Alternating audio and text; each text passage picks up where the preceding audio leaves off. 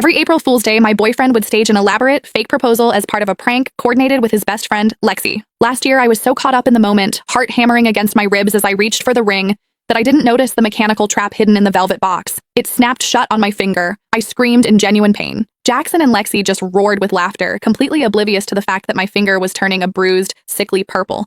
To make it up to me, Jackson had spent months swearing that this year would be different. He promised he would finally ask for real. So when he sent me a top priority text telling me to meet him at the bistro where we had our very first date, I believed him. I spent 3 hours getting ready. I got a blowout, had my nails done, and applied a full face of makeup with surgical precision. I even wore a brand new silk slip dress. I had the announcement post drafted in my notes, waiting for the photo of the ring. But the moment I pushed through the door, a heavy, cold mass of buttercream slammed into my face. A girl's sharp, bright laughter erupted from the center of the room. "I told you she'd show up. Pay up, Jax, you lost." Jackson walked over, his expression as smooth and gentle as it had been for the last 6 years. He used a napkin to wipe a glob of frosting from my cheek. "You look beautiful, Cass," he said, though his eyes were dancing. Shame about the dress, though. "What is this, Jackson?" My voice was trembling. "I made a bet with the guys on whether I could actually get you to come out tonight. I bet that you wouldn't. My stake was simple. If I won, I'd propose tomorrow. If I lost, I'd wait another year." He shrugged, offering a half-hearted grin. "Sorry, babe. Since you actually showed up, I guess we're not getting married this year either." I stood there, the weight of the frosting pulling at my skin, and looked him dead in the eye. "So,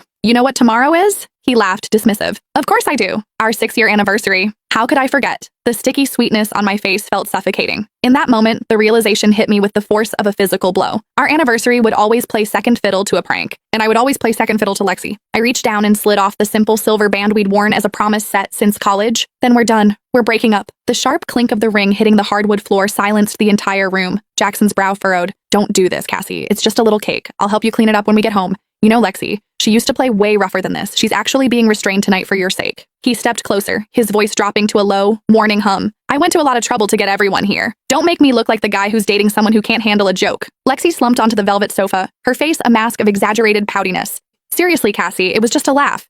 If you're going to be like that, we won't play anymore, okay? But breaking up? That's a bit dramatic." She looked at the guys, her eyes wide. "I told you she couldn't handle it. Jax, you shouldn't have invited her. Now, the whole vibe is ruined." She sat there, the undisputed mascot of their little tribe. In this circle, if Lexi wasn't happy, no one was allowed to be. Jackson was no exception. I remembered the first time I met her. She'd organized a game of truth or dare. Usually dares involve something embarrassing in public.